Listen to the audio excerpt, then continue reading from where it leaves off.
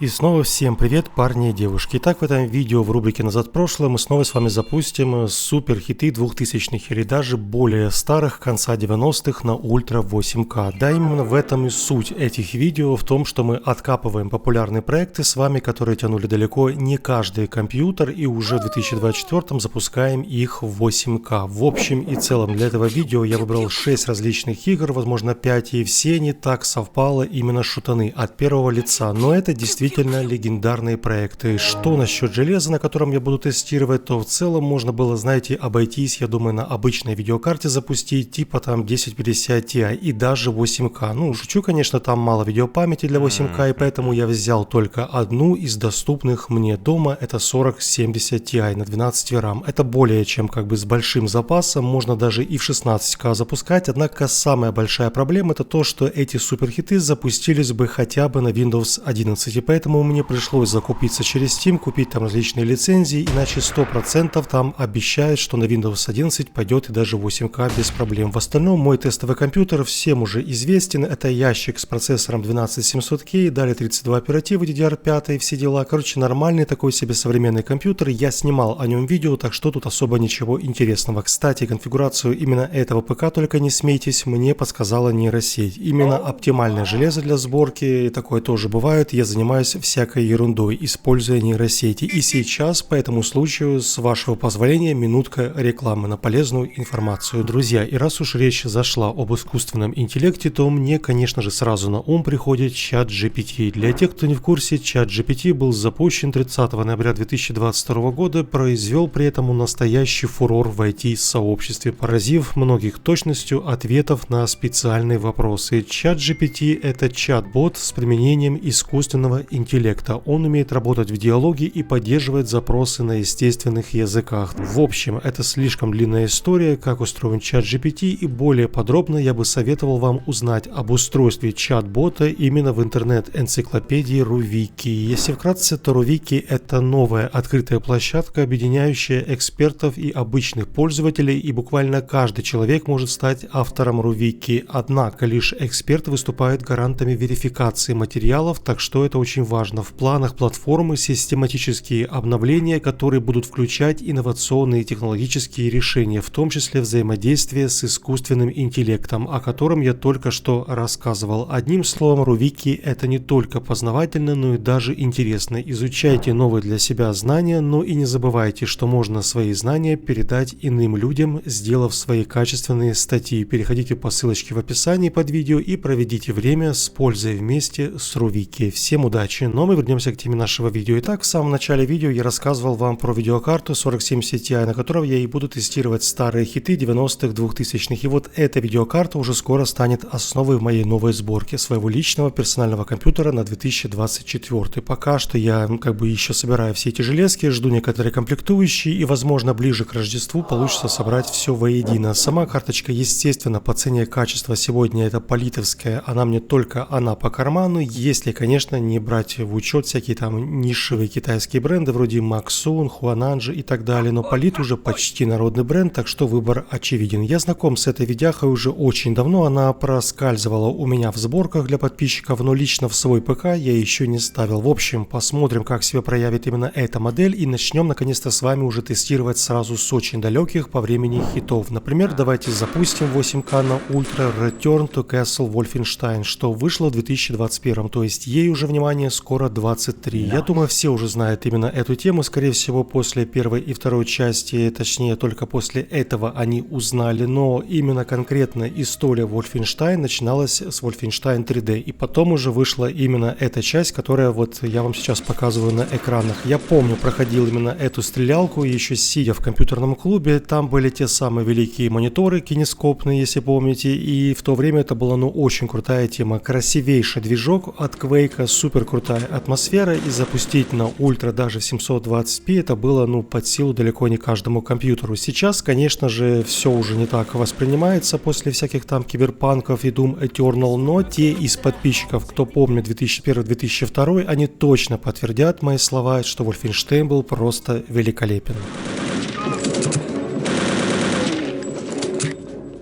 Окей, друзья, движемся далее. Теперь давайте с вами объясним школьникам, кто сидит именно сейчас в КС второй части, что до появления контры она прошла целое 20-летие своей карьеры. Вышла она еще в далеком 2000-м, прямо вот именно в тех золотых 2000-х, и это было по сути не отдельный проект, а как некое дополнение к первой части Half-Life. Ну, просто типа любители сделали свой DLC от сторонних разработчиков, который очень понравился компьютерным клубам. И вот уже потом Valve решили сделать отдельный соревновательный, то есть отдельной соревновательной дисциплиной. И с этих времен появилась, если я не ошибаюсь, по-моему, Counter-Strike 1.6, потом вроде бы Source версия или Condition Zero, после у нас, значит, Global Offensive, и сейчас уже вторая часть. Короче, я конкретно застал зарождение контры именно с первой части, как раз таки опять в компьютерном клубе. Все это было просто сумасшествие. Это было то, о чем мечтали все школьники. Все помнят эти чемпионаты 5 на 5, в каждом дворе была своя команда, в которую брали лучших из лучших и уважали не потому, что какой-то был сильный в жизни, а потому, как тебя уважали в команде по Counter-Strike. В общем, что Wolfenstein, что в Counter-Strike мы видим с вами стабильные 100 кадров и стабильные 100 кадров в 2001, то есть 20 с лишним лет назад. Это было ну слишком круто. Обычно все работало там 45-50, возможно 70, и все это было в 720p. Так что, сами понимаете, это очень и очень большая разница. Пацан к успеху шел. Что ж, друзья, движемся далее. Теперь по касательно Counter-Strike было просто невозможно не затронуть и первую часть Half-Life, что вышло в 1998. Ей уже 25 лет. Я, признаюсь честно, прошел первую халву только вот буквально недавно, в 2021, и спустя 20 лет. Я множество раз, знаете, начинал, потом бросал. Я сперва прошел вторую часть и не видел смысла, если честно, в первой части. Но все же для цельной картины, чтобы окунуться в лор вселенной Half-Life, я решил пройти первую часть. И да, я не получил прям безумных эмоций, это честно. Но, во-первых, в 2021 уже визуально, тяжело было восхищаться текстурами, размытыми там словно отдел СС в режиме суперпроизводительности. Во-вторых, все равно сюжет был хоть и приличным, но это не так сильно удерживает, как вторая часть. Если у вас сегодня слабый и очень слабый ПК, то именно сейчас, вроде бы, я знаю, раздают бесплатно первую часть. В Стиме не пожалеете, я думаю, вы пройдете с большим удовольствием. То есть скачайте прямо сейчас, если, конечно, хотите. Для супер слабых компьютеров это вообще отлично. Плюс там обновленная версия, все работает стабильно. Короче, у нас в нашей версии, как видим, 100 кадров, 8К. Опять же, движок залочен и больше 100 нет возможности поднять. И если знаете, как это сделать, напишите в комментариях. Но тем не менее, работает при этом прилично с обновленными HD текстурами даже спустя 25 лет. Это все равно великолепный, замечательный суперхит. Здесь даже без сомнений.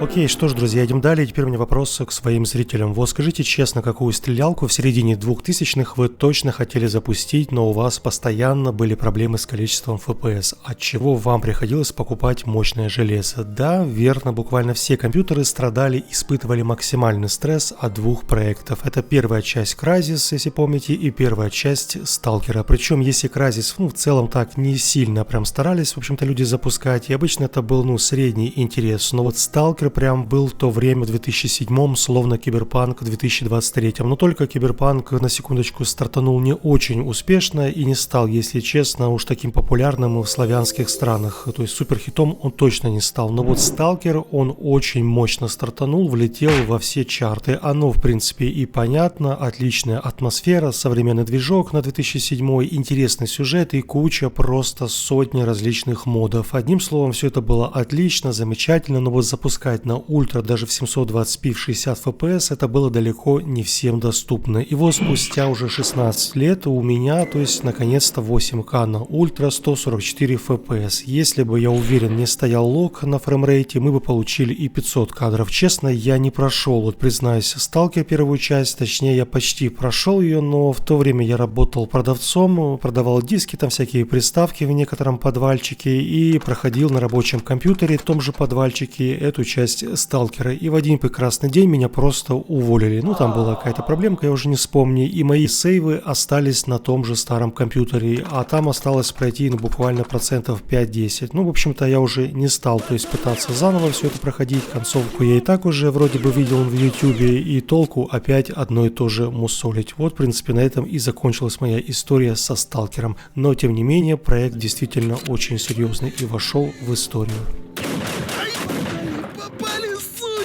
Ай, больно в ноге! Что ж, парни и девушки, движемся далее, и сейчас перед вами поистине откроется хардкорная кибердисциплина, в которой я провел, наверное, в 100 раз больше времени, нежели во всех этих Counter-Strike, Rainbow 6. Причем мне нравился именно Quake не как в сюжетном, то есть не в сюжетном режиме, а мне нравился именно соревновательный режим по сетке. Я не знаю, честно, как объяснить зрителям, которые сейчас, например, 15-16 лет, что такое запускать что-то не по интернету, а по сетке. Сетки, подключенные к компьютерному клубу, сидя у вас дома. Ты, по сути, знал всех в лицо, кто там был, с кем устраивал дуэли 1 на 1 или те же самые дезматчи с кучей людей, и все это было очень эмоционально и не так уж сухо и скучно, как если просто подключиться к неизвестным иностранцам где-нибудь там в Counter-Strike второй части именно сегодня. Why would we talk Russian? Because it's Russian server. No, it's not. Блять. You're from Russia, yes? No, I'm not. Ага. В общем, друзья, в конце видео я хотел еще, если честно, немножко дополнить материала всякими там несколько, то есть не со всеми успешными проектами, вроде там первой части Рейджа или там стелс Киберпанка Deus Ex, но я не думаю, что зрителям это прям сильно интересно, поэтому не стал уже уделять особо времени. Мне кажется, там и так все понятно. Самые ключевые на мое усмотрение проекты я уже показал в этом видео, и они действительно вернули меня прям в начало 2000-х. На этом, друзья, у меня все. Пока-пока. Вот это да! Нравится? О-ля-ля!